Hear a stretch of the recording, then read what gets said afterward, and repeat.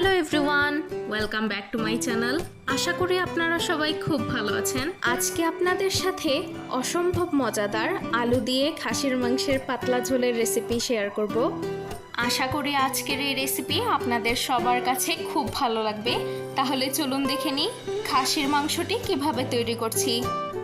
খাসির মাংস তৈরি করতে আমি এখানে 1.5 কেজি পরিমাণে খাসির মাংস নিয়ে নিয়েছি। আজকে যেহেতু আমি খাসির মাংসটি মাখিয়ে রান্না করব, তাই সবগুলো উপকরণ একসাথে দিয়ে দিব। এর জন্য পরিমাণ মতো পেঁয়াজ নিয়ে নিয়েছি, দিয়ে দিলাম 2 চা চামচ রসুন বাটা, 1 চামচ আদা এবং 2 চামচ লবণ দিয়ে দিলাম। এবার গুঁড়া মশলার মধ্যে দিয়ে দিব 2 চামচ মরিচের গুঁড়া। আপনারা আপনাদের স্বাদ অনুযায়ী মরিচের গুঁড়াটি ব্যবহার করে নেবেন। এবার দিয়ে দিব 1 চা চামচ ধনিয়া গুঁড়া, 1/2 চা চামচ জিরার গুঁড়া।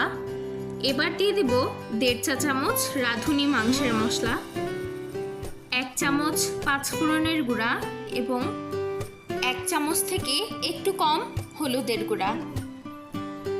এবার পরিমাণ মতো সয়াবিন তেল দিয়ে সবগুলো মশলার সাথে খুব ভালো করে খাসির মাংসটি মাখিয়ে নিব।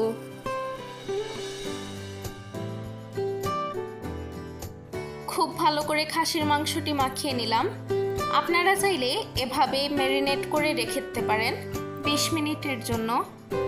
আমি আর ম্যারিনেট করে রাখিনি।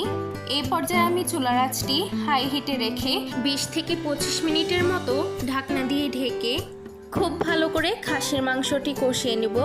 20 থেকে 25 মিনিট পর ঢাকনাটি খুলে দিলাম এবং দেখতেই পাচ্ছেন খাসির মাংস থেকে প্রচুর পরিমাণে পানি উঠে এসেছে। এবার দিয়ে দেব আস্তা গরম মশলা। এই পর্যায়ে আমি চুলার আঁচটি মিডিয়াম হিটে রেখে খুব ভালো করে মাংসটি নাড়াচাড়া করে দেব।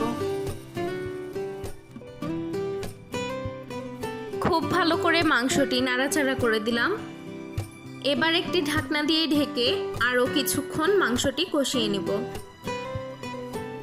বেশ কিছুক্ষণ পর ঢাকনাটি খুলে দিলাম।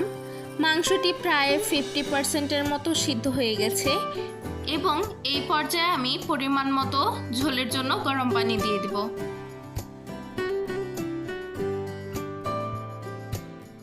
ঝোলের পানি দিয়ে খুব ভালো করে নাড়াচাড়া করে দিলাম এবং ঝোলের পানিটি ফুটে গেলে আলুগুলো দিয়ে দিব।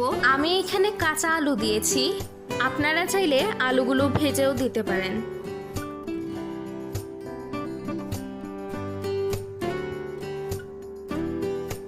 এই পর্যায়ে আমি একটি ঢাকনা দিয়ে ঢেকে দিব এবং চুলার আঁচটি মিডিয়াম লো হিটে রেখে প্রায় 30 মিনিটের মতো জাল করে নেব।